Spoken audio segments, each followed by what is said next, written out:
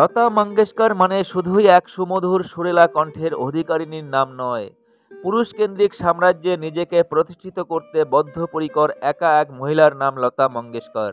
তিনি ভারতের নাইটেঙ্গেল, তার সুরে মুগ্ধ কয়েকটা প্রজন্ম। তিনি সঙ্গীত জগতের এক উজ্জ্বলতম নক্ষত্র, তার সুরের মূর্ছনায় বিভোর সমগ্র ভারতবাসী। দেশ থেকে দেশান্তরে লতাজির কোটি কোটি ভক্ত রয়েছে, যারা লতাজির কণ্ঠের জাদুতে আজও বিভোর।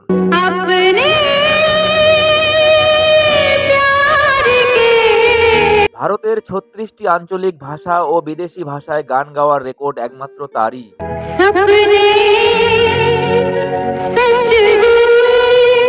কিন্তু বন্ধুরা, সেই লতাজির কণ্ঠের একটি গান চোখে জল এনে দিয়েছিল বড় বড় নেতা মন্ত্রী থেকে শুরু করে আম জনতার চোখে। লতাজির কণ্ঠের সেই গান শুনে ভারতবর্ষের প্রতিটা নাগরিক আবেগে ভাসেন। আজকের এই ভিডিওতে এক ঝলক তুলে ধরছি সেই গানটি, যা শুনে সকল ভারতবাসীর চোখে জল চলে এসেছিল।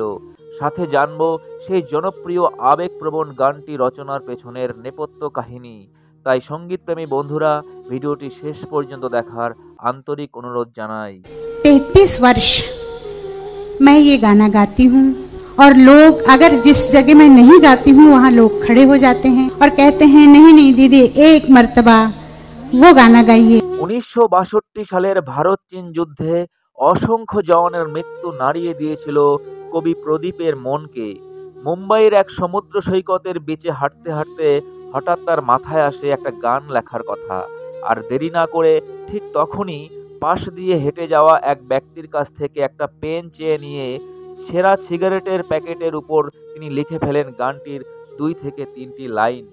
আর এই ঘটনার কয়েক সপ্তাহ পরে প্রযোজক মেহবুব খান দিল্লির ন্যাশনাল স্টেডিয়ামে আয়োজিত একটি অনুষ্ঠানের জন্য কবি প্রদীপকে অনুরোধ করেন একটি গান লেখার জন্য।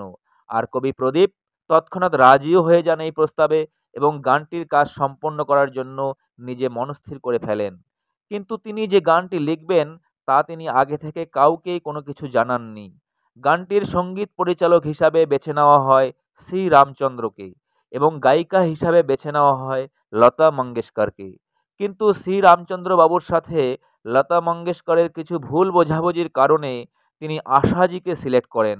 কিন্তু গীতিকার হিসাবে প্রদীপজির কিছু আপত্তি থাকায় লতাজিকেই নিতে রাজি হন সঙ্গীত পরিচালক সি রামচন্দ্র। যদিও সেই সময় লতা মঙ্গেশকরকে রাজি করানোটা বেশ কষ্টকর ছিল, তাই এক প্রকার জোর করেই রাজি করানো হয় লতাজিকে।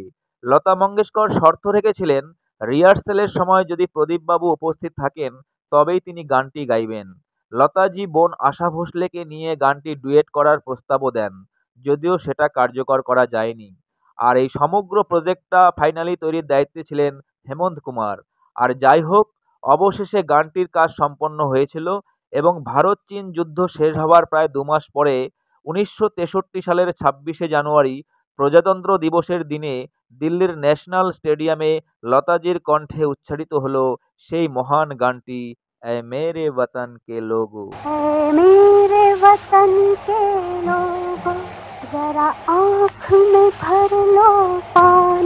আর সেদিন লতাজির কণ্ঠে সেই দেশাত্মবোধের গান মুহূর্তে ভাইরাল লোকের মুখে মুখে।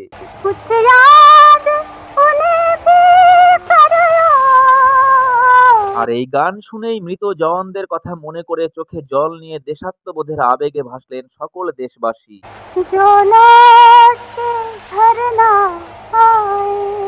26শে জানুয়ারি সেদিনের সেই অনুষ্ঠানে উপস্থিত ছিলেন রাষ্ট্রপতি এস রাধাকৃষ্ণন, প্রধানমন্ত্রী জওহরলাল নেহরু, ইন্দিরা গান্ধীর মতো ব্যক্তিত্বরা।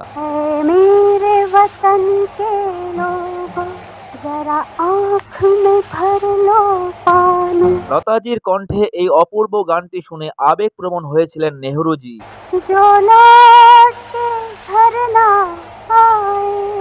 শোনা যায় এই প্রোগ্রামের আগের দিন প্রচণ্ড পেটের ব্যথায় কাতর হয়ে পড়েছিলেন লতা মঙ্গেশকর। গানটি গাইবার পর যখন তিনি স্টেজের পেছনে বসে বিশ্রাম নিচ্ছিলেন, তখন প্রযোজক মেহবুব খান এসে তাকে জানান জওহরলাল নেহরু তাকে ডেকে পাঠিয়েছেন। লতাজিকে ডেকে নেহরুজি সেদিন বলেছিলেন, খুব ভালো গেয়েছো তুমি, আমার তো চোখে জল চলে এসেছিল। মেরে বতন কে লোগো, জরা আँख में भर लो पानी। লতাজির গাওয়া এই গানটি আজও বন্দে মাতরম, সারে জাহাঁ সে আচ্ছা, জনগণ মন ইত্যাদি গানের মতোই জনপ্রিয় একটি দেশাত্মবোধক গান।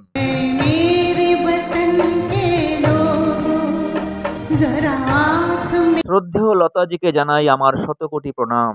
शहीद हुए हैं